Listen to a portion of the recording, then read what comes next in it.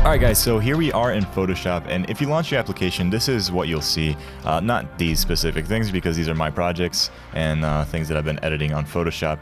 So you will eventually have your most recent work once you have a few projects going, but this is pretty much where you find your most recent. So other than that, you can open them directly through here, so you can browse through your Finder, or if you're using Windows, folders, I guess, and then you can create a new one. So that's what we're going to do, because we're just starting off. And by the way, guys, if this looks different from what you have, it's probably because you have a different version. This is Adobe Photoshop CC 2017. Everything else should be the same, especially for the basics. We're not going to get into any of the additional features that they added, so it should be fairly similar for everyone across the board. So let's get started. Let's create a new project. And here we're going to just kind of select what kind of document we want to create. So we have a few presets here, and I can just go for the regular, 1920 by 1080, but you can also put whatever value in here, just whatever suits what kind of project you're doing. We're just starting off, so anything will do. And also, this is your unit of measurement, so pixels is usually what most screens and video files and everything are measured in. But if you're into photography and you need these other options, these are here for you as well. This is where you can name your project. You can name it whatever you want. You also have some preset details that you can load up and save. And once you're happy with all this, you can just hit create, and it'll create a new blank document for you. Now I have these guides turned on, but you can turn them on and off here. Where is it? Clear guides. Okay, so if this is your first time opening Photoshop and looking at this interface, or if you've never really touched it before, it can seem a little bit intimidating, but it's really, really simple, and there's just a few basic mechanisms here that once you learn those, you'll be set for everything else, and everything else kind of builds upon that. So it's a lot easier than you think. Don't let this kind of discourage you. So let's actually start by breaking down a little bit of what we have in front of us. So we have our toolbar here. This is where you're going to pretty much select and grab your tools and use them for whatever you're doing here. This is obviously where you composite your pictures together, where you do whatever Photoshop work you want to do. We'll get into a few different things, and there's other tutorials on this channel as well if you want to get into more advanced photography, Photoshop stuff, or other post and filmmaking related things. So most of the tools that you're using in Photoshop are all going to be here, and we're going to go through all of these individually in just a second. And then over here we have a few options for whatever tool you have selected. So that is usually what this top bar is for, as well as a few other options that pop up whenever we are moving things around. And once we get into that sort of stuff, you'll see some new options come up here. And then here you have your your usual file edit. I don't need to go over these. You can kind of see what they do.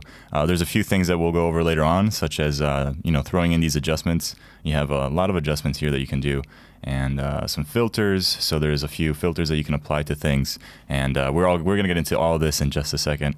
And I know I've said that already 3 times, so but we're almost done. So over here we have just colors right now. This might be different from yours, and also all of this could be very different from what you're seeing, depending on what kind of workspace you have. So to change your workspace, you can go under Window, and under Workspace you can select whichever workspace you want. Now, most of you, if you're just starting off with Photoshop, you're going to have the default Essentials, which is what I have selected. So you should be fine. But just in case you're seeing anything different, then you can just go under Window, Workspace, and select Essentials. So that's what we're going to be using today. So over here, you're going to have some information depending on what you're doing, and then you have some adjustments that are pretty much these quick buttons. They're almost like shortcuts of different adjustments that you can throw in this section over here. And this section is where you have all your layers. So everything that you are doing, adding, and creating and adjusting in Photoshop will show up here. So this is in a way kind of like your timeline if you're used to editing, or it could be different layers like what you have in After Effects. So this is all very similar to that, and I love, by the way, how compatible these programs are. So if you're into VFX and you're jumping into Photoshop for that kind of work, or anything else where you need to go in and out of Premiere Pro or After Effects, I really love how compatible the whole suite is. So definitely a big plus for using Adobe products. Okay, so we have a general understanding of where everything is,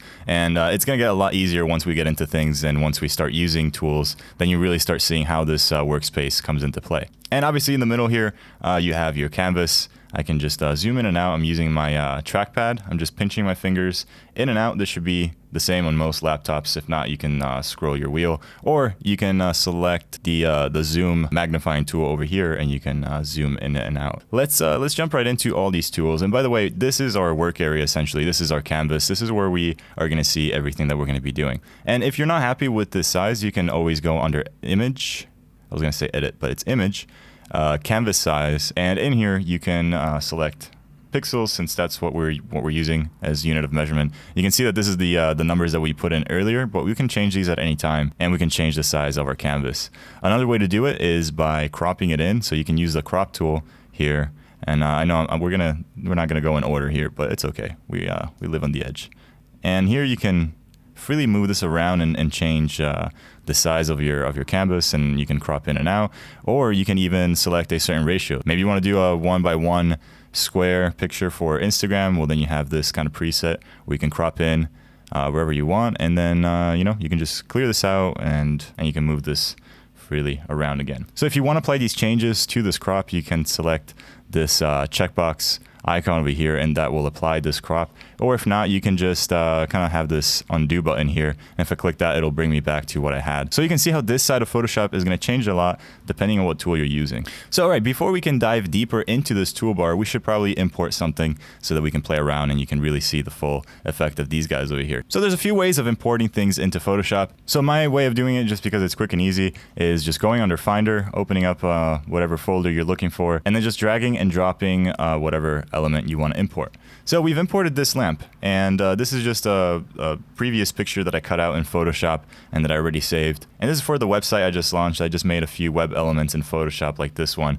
And if you guys want to check it out, by the way, it's Kriscoart.com. Just a quick little website plug there. But there's a lot of free tools on there, so maybe you guys will find something useful. So now we have this thing moving around in our canvas here, and you can see the same two options are up here. When you import things, you can actually move them around, scale them, and make changes to them. So right now I can scale it down, and I can warp it around like this. And if I hit Command Z, that will undo that. And now if I hit Shift and scale it down, now it's going to scale it down proportionally. So we've scaled this down, and you can see that as I move this, there's these kind of lock guides, and you can enable them or disable them, but personally I find them really useful because I know when my item is centered, and that's pretty nice. Then once I'm up here, you can see that my cursor is changing to these curved arrows, and that is because I can rotate this image once I'm outside of the box. So inside I move around, outside I can just freely rotate it. And if we right click on this element, we have a few additional options. So we can scale and rotate like we've been doing. We can also skew it. And these are really cool because now if you go on the line, you can skew it like this, hit Command Z to bring it back, and then I can skew it on this side. So all of these sides are skewable, I guess. Is that how you would say it? Then you have perspective, and if you drag the points in, you can see that it's almost like like laying it flat, and then depending on which direction you go in, you can modify it that way. So I'm going to undo that as well. And then you have a few other options. You can distort it, you can warp it, and these are fun to play with. You can even have this sort of grid, so you can really distort the image. And these are really fun, and they're really great and useful whenever you're placing things or whenever you're compositing things. So this is definitely good to know. All right, so let's say we are happy with our changes. We can always undo them, but if we're happy with them, we can hit this, and now we've applied the changes to our image. So now you can see here on my layer panel that we have a new layer. So this layer is the lamp. So we have the lamp layer and we have the background layer. Now I want you to notice something. When I turn off this background layer, we have this checkered pattern. And what this checkered pattern is in Photoshop and in most other software is a way of telling you that this is transparent. So we have a fully transparent background. So if we were to render this with transparency, so maybe as a PNG image, we would only see the lamp and nothing else because we have turned off our background. And we can't do much else with this because it's locked right now. So this is just by default. Backgrounds in Photoshop, when you're starting off, they're going to be locked as a layer, but you can always unlock them. So it's kind of useless, but then you can just select them or delete them. We don't really care. We don't really need a background. We do what we want. So now we do have something here in our workspace. Let's just keep experimenting with these. So the very first one is our move tool or our selection tool, and the shortcut for that is V. So you can switch to that and just freely move things around just by selecting them. And once you have a lot of stuff, you might need to select them from your layer panel here, and then that's how you'll be able to kind of move things around when things get really cluttered and when you have a lot of layers overlapping each other. But for now, we're keeping it simple with our lamp here. All right, so next up we have this thing. It's a rectangular, what is this called? Rectangular marquee tool, and the shortcut for that is M. I really actually don't know the names for these. I just use what I need. But essentially what this does is, you can select this, and this has made a selection, and now you can't move what's in it, you can only move the selection. You might think that that's useless, but hit Command J on your keyboard, and if you do that, boom, look what happens. Nothing seems to have happened, but actually we created a new layer.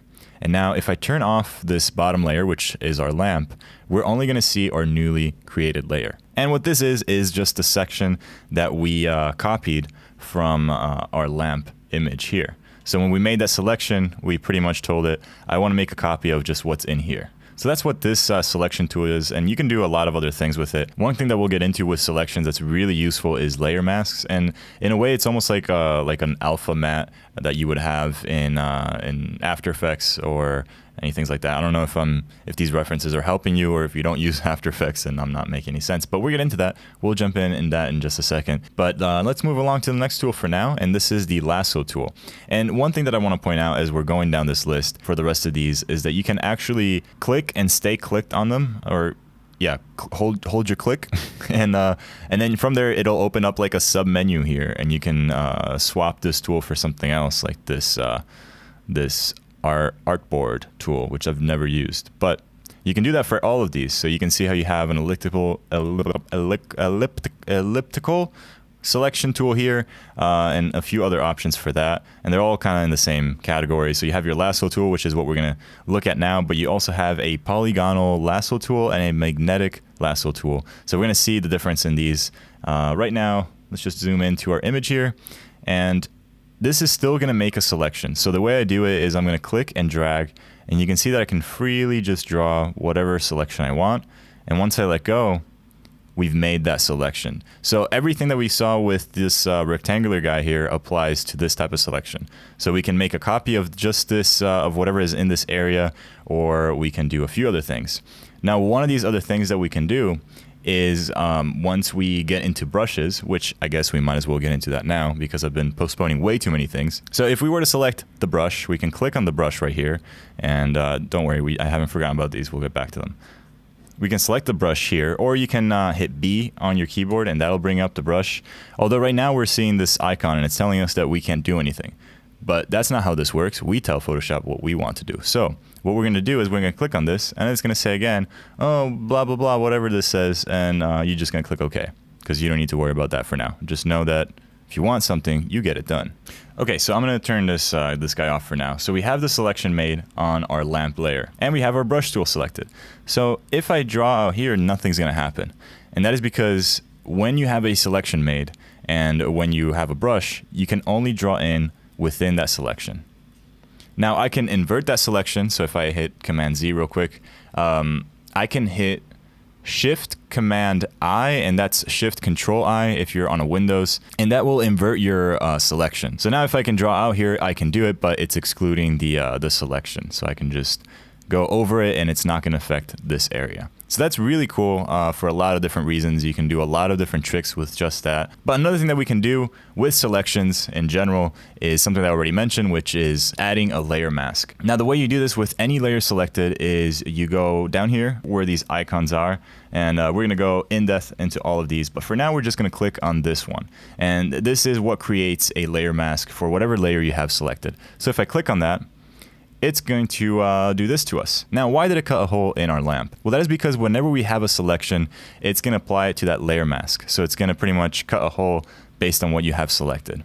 So the way that it's cutting a hole isn't just by cutting it. Now you can see that for this layer in my layer panel, we have two thumbnails kind of next to each other. So we have these two, this new element that we added by creating a layer mask. And this is our layer mask. So essentially what a layer mask is and how it works, it pretty much tells where your image is transparent or not. And the way it tells that to this image is with black and white values. So black is transparent and white is fully opaque. So I know that sounds a little convoluted, but let me show you what I mean. So if I have this layer mask selected and I have my brush selected, you can see that my brush is now black or white. And if it isn't, you can always click on these colors and you can just make sure that it's black or white or whatever color you want. This applies to all the brushes. And now if I go over this and I start painting in, you can see that I can paint transparency in.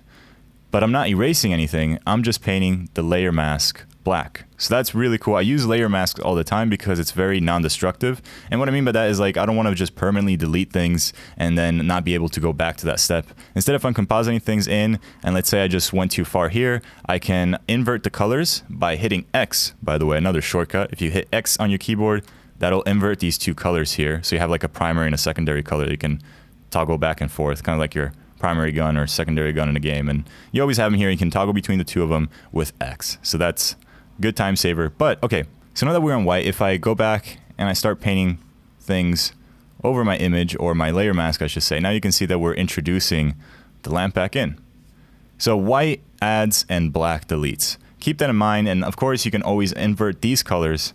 And inverting, just a quick shortcut, is Command I or Control I. So if we have our layer mask selected and I hit that, so I'm inverting the colors, now you can see that I've essentially inverted the selection, and that is because we've inverted this from a white background to a black spot that was deleting things to a black background and a white spot that is keeping things in. Hopefully that all made sense, and hopefully I didn't lose you. But essentially, that's how layer masks work. It's really simple. It's just two ways of doing it, black or white. And of course, you can use gray and get fancy, and that will show some of it through, but not entirely, depending on how dark the gray is. But another way of achieving gray, in a way, is to lower the opacity of your brush. So see how this changes for every tool? Now that we have our brush selected, you can see that we have a few different additional properties for our brush. So I can lower my opacity here, and if I set it to like 39 or whatever, you can see that I'm adding a lot less information back into our image. Now if I click on it again, it's adding another 39% of it, and if I click on it again, it's pretty much introducing the full opacity of the layer. I was gonna say opacity, but that makes no sense. Let's keep going down this list. We have other ways of selecting things. We have the polygonal lasso tool. These are really hard words, but essentially you click on a point, takes you, and then you don't have to keep clicking. You can just go somewhere else, click on another point, click on another point. You get the idea. It's now making a different kind of shape, and then you can go near where you started, like really close to where you started. And I don't know if you can see it because the image is really dark, but there is a O or a 0 or a loop that is closed, or a full circle that appears around the icon, my cursor, and that is telling you that you can now close that selection. So once you click that, it makes a selection for you, and same deal as these other guys, so we know what to do from here.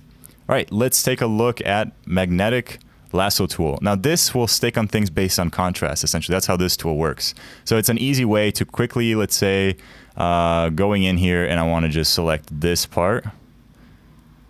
I'm really doing a bad job at it, and so is Photoshop. But you can see that I kind of tried to follow along the lines here, and it kind of lost it a little bit here. But what it's doing is it's creating a really quick and an easy selection based on things that are around it. So you can see how it's kind of snapping to lines and things that have a lot of contrast. Sometimes it's magic, sometimes it doesn't understand what it's doing, but that tool is there for you, and that's another way you can make selections. So that is it for this list. Now we have other ways of selecting things, and this is the magic wand tool, and the shortcut for that is W. What this does is selects similar colors in your image, and it makes a selection based on that. So I could use that for some of this wood here. This isn't the ideal image where you would be doing this because there's a lot of different colors here. But this is a nice way if you have like a solid wall that you want to select or something that has similar colors. This is a great tool to do that in a quick and easy way. And here you have other selections as well, quick selection tool. So you have a lot of ways of selecting things. We get it. So let's move on. We have the crop tool, which we already talked about. We have the eyedropper tool, which essentially you can just use it to pick a color. And now we have selected that color from that image. Then over here, you have a few things that are used for more photography than anything else. So we won't really touch upon those, but the spot healing brush tool and the healing brush tool are really simple to use, and they can take away pimples and like little small skin imperfections. So it's really used a lot by photographers. And there's a few other things here that are really simple to use and that can really help some pictures or some people out. All right, so we have some brushes, and we already talked about that. Then we have the clone stamp tool. Now this is a huge one in Photoshop. So first of all, before you jump into the clone stamp tool, which I now have selected, I'm going to get rid of this selection. And the way you do this nice and quickly in Photoshop is by hitting Command D or Control D on your keyboard, and that will get rid of any kind of selection that you've made. So now we have the clone stamp tool, and this kind of looks like a brush, and that is because it behaves like a brush for the most part. Now, one thing that I skipped with brushes, and that I'll get into here because it'll be pretty much the same thing, is the size of the brush. The way you change this is by right-clicking wherever in your canvas, and when you right-click, it'll bring up these options. So this is the same as with your regular brush. So you're gonna have the same window appear if you right-click. Here you can change the size, and now you can see that if I move it back onto the image, you can see the size of it now. I can change it again. You can see that it's much smaller or make it bigger. So that's how you do that. And then over here, you see the hardness. And hardness is almost like feathering in After Effects. Okay, I need to stop doing After Effects references. But it kind of softened things out. It softened the edges. So if I have a, let's get a brush real quick so I can show you this. So if I have a soft brush, and let's bring our opacity all the way up so you can see what I'm talking about. So if I click here, we have a very soft spot. Now, if I right click and I bring these options again and I increase the hardness, now if I click back out here, it does a pretty solid circle. So that is what this thing is doing. It's pretty much how much is it blurring out or feathering out the edges of your brush. And then of course you can select other brushes here. You can import multiple brushes. You can go crazy with brushes, but there's a lot of different options and different ways that you can, maybe brush some things in. So that is really cool. I love brushes, and they can do wonders when you're compositing things together, and they're great. But that's not what we were talking about. Let's go back to the clone stamp tool. So let's turn this off for now, and let's just turn on the layer that we copied. For no reason other than just to show that we can change different layers depending on which ones you have selected. So in here, we're going to explore the clone stamp tool. So what this does is essentially, it looks like a brush because it behaves like a brush. It paints things in, but it's painting things not based on color, but based on what area you have selected here. So to select an area to kind of paint in or copy, I can hit Alt on my keyboard, and you can see that my cursor now changed to this kind of target cursor. And that is because now I can select a certain area or a certain part of my image. And once I do that, I can paint that area anywhere I want. So you can see that now the brush actually shows the area that you've selected. So if I were to click on here, you can see that I'm painting the image back in. So this is really, really useful. You can use it to paint people out of pictures. If you've seen this in other tutorials on YouTube for Photoshop, it's a really popular one, and that is what this tool does. So it's really useful. You can use it for a lot of things. I use this all the time in matte paintings, so it's definitely good to know. And I mean, photography too. There's a lot of uses for the clone stamp tool. Next, we have the history brush tool, which kind of brings undoes things based on what you have selected and what you're painting, but I really don't use this very often.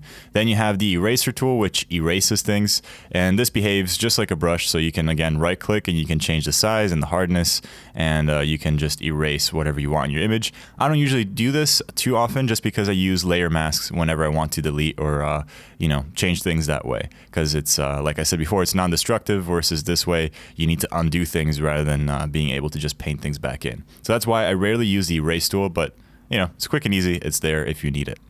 Next, we have the paint bucket tool. Wherever you click, it paints that entire layer or the empty part of that layer of a solid color. And you can change whatever color you want here, and you can do that. So it fills things in based on similar color. So if it's a fully transparent area, it'll fill that area, or it'll kind of act like the magic wand tool that we looked at earlier. And it also has a gradient tool, which is really useful. You can kind of create these quick and easy gradients with this, and this can be really useful even in layer masks, and you can toggle back and forth to these like we did before and all the other ones. Then we have a let's go back to an image here. Let me turn this off, bring our lamp back in. Then we have some other tools that I don't really use much, but this is our blur tool, and right now I have my other layer selected, so I need to make sure that I'm selecting the lamp that I want to change. Now this blur tool, let me just zoom in to really show you what it does. It, surprise surprise, blurs things out. What? Yeah. So right now I have the strength set to really low, so this is how strong it'll blur things out, or how much it'll blur them out. So I'm going to increase this all the way to 100%, and now you can see that I'm really, really blurring things out. So over here, you can click on this and you can also sharpen things up. So this behaves just like a brush, like we've seen with all these other options. So just like how I was blurring things, I can sharpen things back up. So you can see that it's obviously not going to make them go back to normal, and it will start to create some distortion if you sharpen things a little bit too much. You know, that noise is really going to stand out. And you have, let's see what else is in here, a smudge tool. This kind of is like the liquify tool, so you can smudge things around.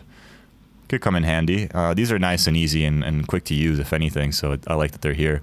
Then you have a dodge tool, and let's bring the size of this down. Wow. The dodge tool just brightens things up. Let me just pull this up.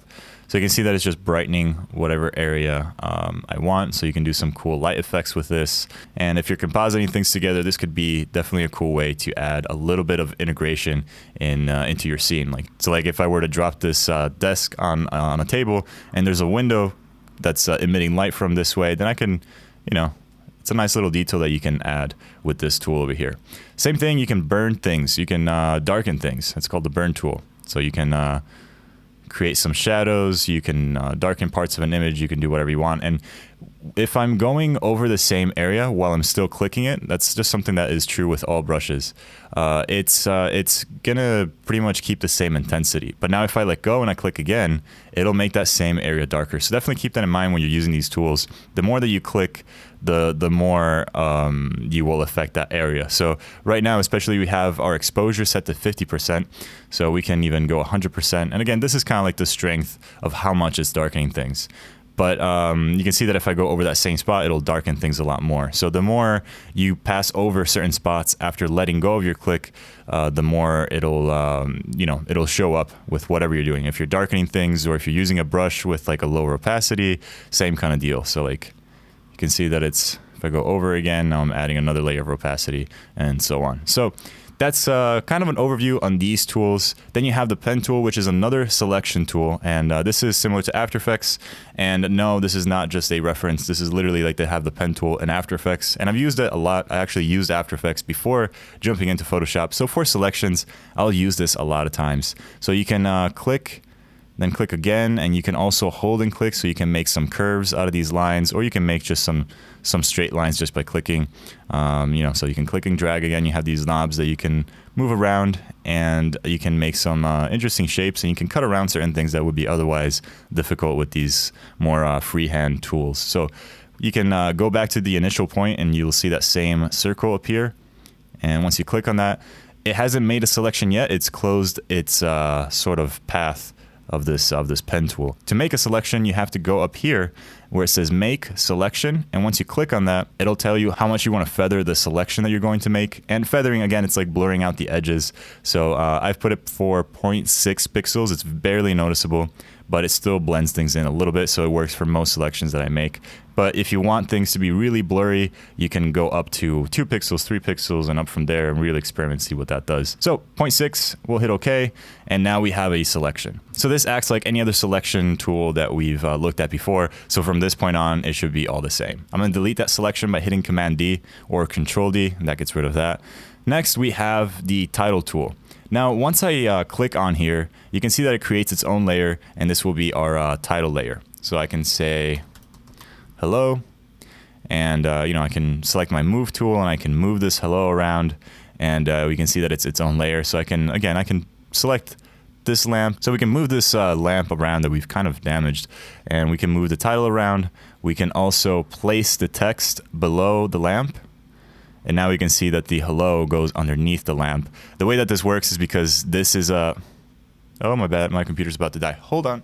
Next, we have the path selection tool, but we're not going to be using that for much. So we're going to skip that for now. And then we can create some basic shapes. So we can create a square, and that created a new layer called rectangle for us. And again, always notice that up here, our options are changing. So we can change the color, like the fill of this rectangle, or we can give it a little bit of a border, like a nice little stroke, and we can say how thick we want the outline to be. And then from there, we can create different shapes. So we have a few presets over here: rounded rectangle tool, an ellipse, a polygon tool, a line tool, and you can create a custom shape tool. So right now there is an arrow selected, and you can change the shape of this right over here. And the cool thing is you can import your own images here, so you can create some custom shapes and just drag and drop them like this. So then we have the pan around tool, and this is kind of what I use to navigate whenever I'm zoomed in. Now if I hit V on my keyboard and go back to the selection tool, if I want to just pan around, since I'm maybe moving some things around and I don't want to just go back and forth, you can just hit spacebar, and that will change this icon to the hand, so now you know you're kind of panning around. And while you have the spacebar pressed down, you can kind of navigate the same way. So the nice thing is that once you release that, you're back to the selection tool and you can go and do whatever it is that you were doing. So that's nice and easy. So there's a lot of really useful shortcuts, and I've mentioned a few already throughout this video, but I definitely recommend learning them as you go, because they definitely speed up your workflow quite a bit. Now there's a few things worth mentioning on this side over here. You can see that we have a bunch of layers now because we made all of these custom layers. But I am tired of looking at this lamp, so I'm just going to import something a little bit more exciting so we can play around and take a look at layers and how they work. Just pop up Finder over here. So I'm going to select an image and I'm going to drag and drop it, not on here, but I'm going to drop it over here right next to our project in this area over here. And this is going to create a new project with the same dimension as that image, and we're seeing that image. So we can always go back and forth between different projects, or we can close projects if we're done with them. We can save them, not save them. I'm not going to save this.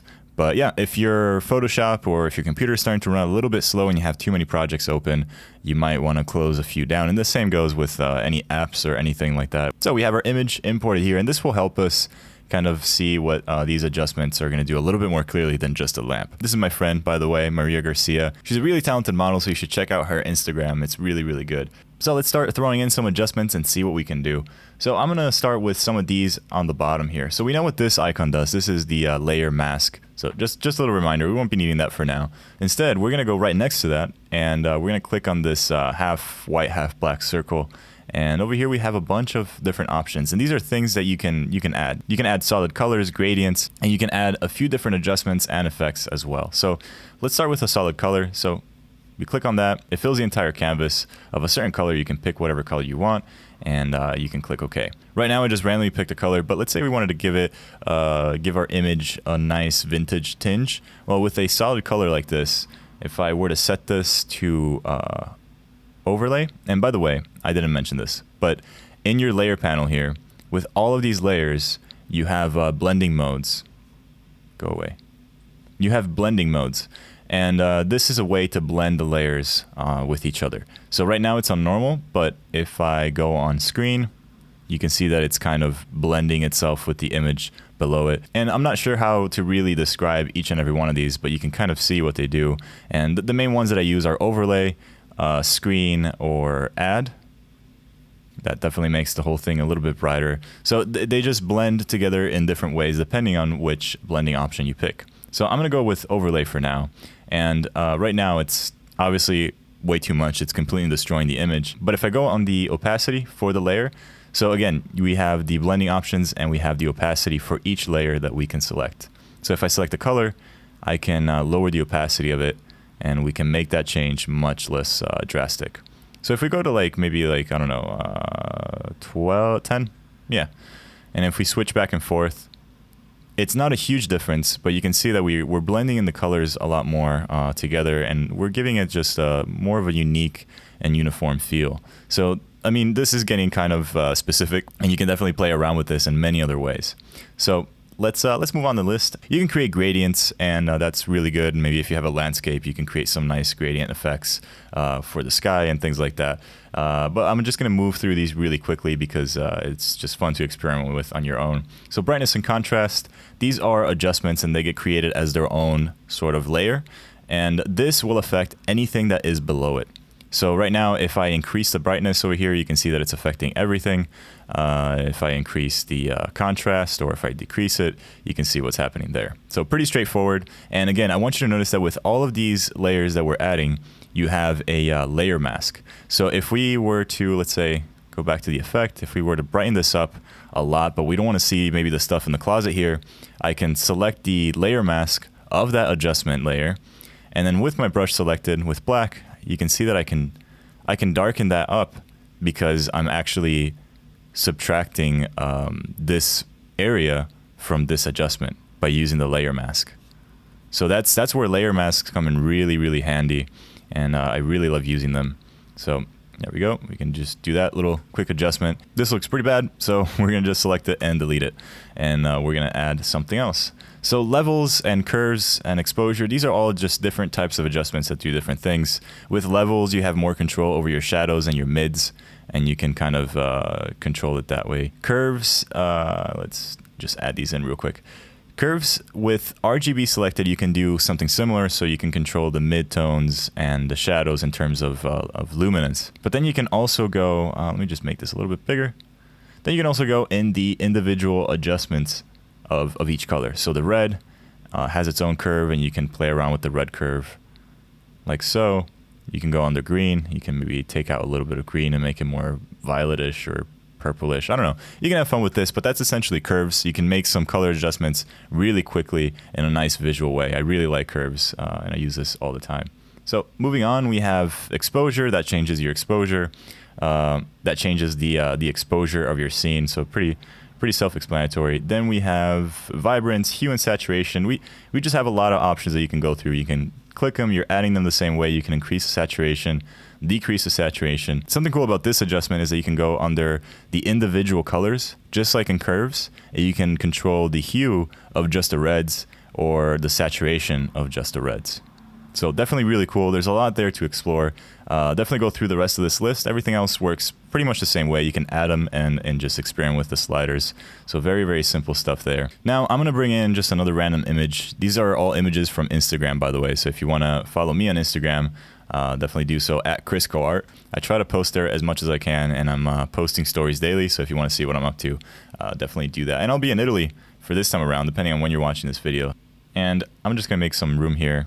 And by the way, you can notice how all of these workspaces, you can just resize them. So we have this image, and we're going to drag it and place it right above our other image. So we can see that we're getting all of those same adjustments now onto both images. So you can see that just from that movement alone, you can see that there is sort of a layer hierarchy. So the more they're up towards the top, the more it's going to ignore whatever else is below it. So if I move this just below the curves, now it's only going to be affected by the curves. And this image is also being affected by curves because it's underneath it. Move it again. Wait, move it again. There we go. And it's being affected by the levels adjustment. And now if I move it below the solid, now it's also getting that overall brownish, reddish tinge.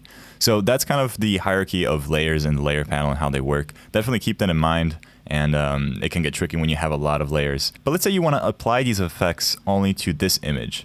And maybe you don't want to move this image above them because then it'll block everything else out. So how do I apply these effects only to, let's say, just this image alone? So I'm going to show you a little trick. If you hold Alt on your keyboard and you hover right in between the layers, you can see that the handle kind of changes slightly whenever you're in between each layer. So let's try to do it with this color. So I'm gonna click right there. So when you do that, you're telling Photoshop that you want to contain this layer in this image. So I'll show you exactly what I mean. I'll do it for these ones as well, so you can kind of see what that is doing. So we've assigned essentially these two adjustments and this color only to this image. So now it's kind of bypassing the hierarchy and it's containing all of these elements, all of these layers within this element. And you do that by holding Alt and you go in between the layers. So you can undo it by doing the same thing. So you see how now the cursor is slightly different, has like a line through it. If I go up here, that will just undo that sort of selection. A few things that we didn't really go over are the filter galleries here and a few other things, but really it's very simple and it works kind of the same way, except that it doesn't create a layer. So if we want to apply these filters, we want to select an image and then we can go filter. Maybe we can like add an unsharp mask and we can sharpen this image. And if I click OK, that filter is being applied to that layer. So we're not going to create another adjustment layer. It's just going to be applied to that layer. But for right now, I wouldn't worry about it too much. Just know that there's filters here that you can apply directly to layers. And you can definitely go through each little section and category and experiment with them. All right, guys, I hope you enjoyed this start in Photoshop. Hopefully they didn't bore you too much. I know there's a lot of tedious stuff that we needed to cover. But hopefully you enjoyed it. Hopefully you learned something from it. And if this is your first time on this channel, I don't usually make Photoshop videos. I do more filmmaking and visual effects. But if you guys want to see more Photoshop, definitely let me know. because I really love it and I've been using it a lot lately, even for VFX. So let me know what you want to see next. If you want to see more of this, definitely let me know in the comment section below. Anyways, guys, thank you so much for watching. My name is Chris Trini for Kriscoart, and I will see you next time.